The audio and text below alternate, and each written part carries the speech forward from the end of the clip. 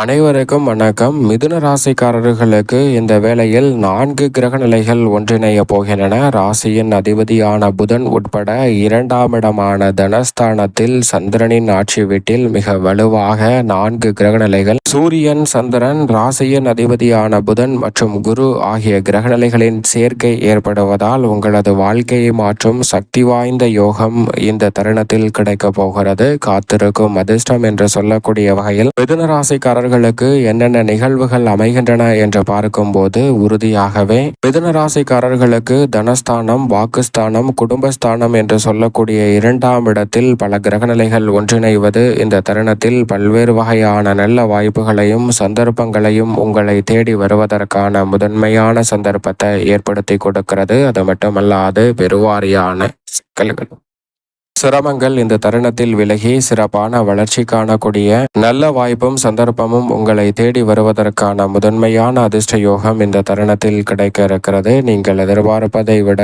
பல்வேறு வகையான காரிய தடைகள் இந்த தருணத்தில் விலகுவதோடு வளர்ச்சி வாய்ந்த நல்ல வாய்ப்புகளும் சந்தர்ப்பங்களும் நிச்சயமாக மிதுன ராசிக்காரர்கள் ஆகிய உங்களை தேடி வருவதற்கான முதன்மையான அதிர்ஷ்ட யோகம் இந்த தருணத்தில் உண்டு. அதற்கு மிக முக்கிய காரணமாக பார்க்கப்படுவது 2ஆம் இடமாகிய தனஸ்தானத்தில் குரு பகவான் உச்சம் பெற்றிருக்கிறாருங்க. நவ கிரகங்களிலேயே முழு சுபகிரகமாக இருக்கக்கூடிய குரு பகவான் தனஸ்தானத்தில் உச்சம் பெற்று வலுவாக வலம் வருவதால் குடும்பத்தில் தனரீதியான வாய்ப்புகள் சிறப்பாக அமையும்.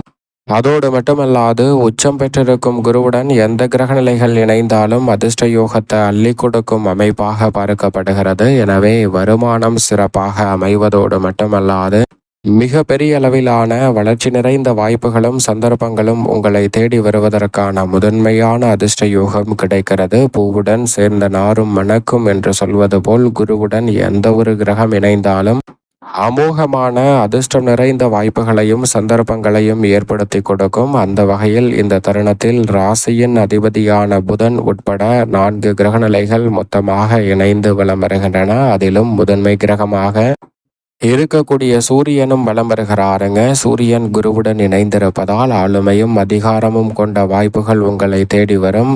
தலைமை பொறுப்பேற்று வழிநடத்துவதோடு முடிவுகளை திறன்பட மேற்கொள்ளக்கூடிய நல்ல வாய்ப்பும் சந்தர்ப்பமும் இந்த தருணத்தில் எவ்விதமான தடையும் சிக்கலும் இன்றி நிறைவாக உங்களுக்கு கைகூடுவதற்கான முதன்மையான அதிர்ஷ்ட யோகம் கிடைக்க இருக்கிறது. உடல்நலம் சார்ந்த ஆரோக்கிய தொல்லைகள் உள்ளிட்ட பெருவாரியான சிக்கல்களும் சிரமங்களும் இந்த தருணத்தில் விலகுவதற்கான முதன்மையான அதிர்ஷ்ட யோகம் நிச்சயமாக கிடைக்க இருக்கிறது. நினைத்தது ஒன்று, நடந்தது ஒன்று என பல காரியங்கள் இருந்த சூழலில் இனி உறுதியாகவே மிதுன ராசிக்காரர்களுக்கு நினைத்தது நினைத்தவாறு கைகூடக்கூடிய சிறப்பான அமைப்பு நிச்சயமாக உண்டு. ஏனென்றால் ராசியின் அதிபதியான புதனும் உறுதியாகவே ஆட்சி பலத்தை இழந்தாலும் அதீத நன்மைகளை அள்ளி கொடுக்கக்கூடிய தனஸ்தானத்தில் உச்சம் பெற்றிருக்கக்கூடிய குருவுடன் இணைகிறார். சூரியனுடனும் இணைந்து புத ஆதித்ய யோகத்தை ஏற்படுத்தி கொடுப்பதால் உங்களது வாழ்க்கையை மாற்றும் சக்தி வாய்ந்த யோகங்கள் இந்த தருணத்தில் கிடைப்பதோடு அதிர்ஷ்ட யோக வாய்ப்புகள் நிறைவாக கைகூடி வரும் அற்புதமான தருணமாக இந்த வேளை அமையக்கூடிய முதன்மையான சந்தர்ப்பம் நிச்சயமாக கிடைக்க இருக்கிறது மிதுன ராசிக்காரர்களுக்கு.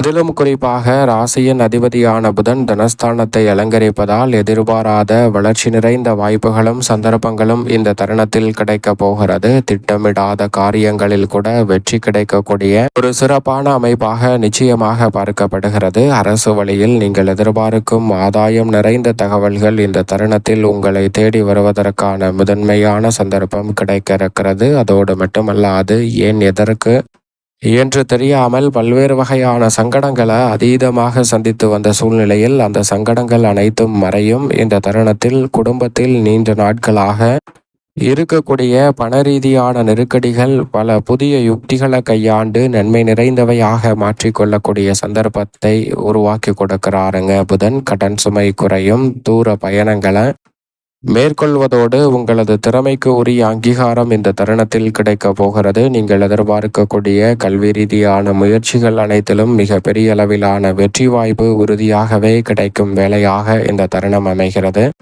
அதோடு மட்டுமல்லாது இந்த வேளையில் சந்திரனும் 12ஆம் தேதி இணைய போகிறாருங்க. ஆடி அமாவாசை தினம் என்பது 12 அமாவாசைகள் வந்தாலும் வருடத்தில் அதில் மிக முக்கியமான அமாவாசையாக 3 அமாவாசை பார்க்கப்படுகிறது. தை அமாவாசை, ஆடி அமாவாசை மற்றும் மகாலய அமாவாசை என்று சொல்லக்கூடிய புரட்டாசி அமாவாசை. இந்த 3 அமாவாசை தினங்களும் மிக முக்கியமான ஒன்றாக பார்க்கப்படுகிறது. சூரியன், சந்திரன் உள்ளிட்ட கிரகநிலைகள் இணைவதோடு மட்டுமல்லாது 4 கிரகநிலைகள் இணையக்கூடிய வேளையில் அமாவாசை தினம் வருவதால் அனைத்து நிறைந்த வாய்ப்புகளும் சக்தி வாய்ந்த பல நன்மை நிறைந்த சந்தர்ப்பங்களும் இந்த தருணத்தில் உங்களை தேடி வருவதற்கான முதன்மையான யோகம் கிடைக்கிறது. எனவே இந்த வேளையில் தென்புலத்தார் வழிபாடு என்று சொல்லக்கூடிய அமாவாசை விரத வழிபாட்டை மேற்கொள்ளுங்கள்.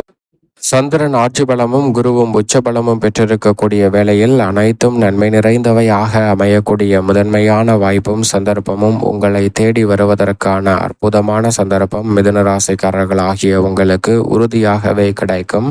அது மட்டுமல்லாது மங்களக்காரகன், பூமிக்காரகன் என்று சொல்லக்கூடிய செவ்வாய் 6 மற்றும் 11ஆம் இடத்தின் அதிபதியான செவ்வாய் ஜென்ம ராசிக்குள் வலம் வந்துகிறாருங்க. ஜென்ம ராசிக்குள் அவர் வந்து சேர்ந்திருக்கக்கூடிய இந்த தருணத்தில் உறுதியாகவே மிதுன ராசிக்காரர்களுக்கு வீண் விரய செலவுகள் நிச்சயமாக கட்டுக்குள் வரும். ஒரு கடனை அடைக்க முடியவில்லை என்ற மற்றொரு கடன் வாங்கிய சூழ்நிலையில் கடனை அடைக்கக்கூடிய வகையில் வருமானத்தை உயர்த்தக்கூடிய வாய்ப்பும் நீங்கள் எதிர்பார்க்கக்கூடிய முன்னேற்றத்தை பெறக்கூடிய சந்தர்ப்பமும் இந்த தருணத்தில் நிச்சயமாக உங்களை தேடி வரப்போகிறது. அதோடு மட்டுமல்லாது தொழில் ரீதியாக இருக்கக்கூடிய பெருவாரியான குறுக்கீடுகளும் சங்கடங்களும் இந்த தருணத்தில் மறைவதற்கான நல்ல சந்தர்ப்பம் நிச்சயமாக கிடைக்கப் போகிறது. எந்த காரியத்தை கையில் எடுத்தாலும் அதில் தடை தாமதம், சிக்கல், சிரமம் என்று சொல்லக்கூடிய அனைத்து நிகழ்வுகளையும் உறுதியாகவே விளக்குவதோடு நீங்கள் எதிர்பார்க்கக்கூடிய நல்ல பொறுப்புகள் உங்களுக்கு கிடைக்கக்கூடிய அற்புதமான சந்தர்ப்பமாக இந்த வேலை அமைகிறது.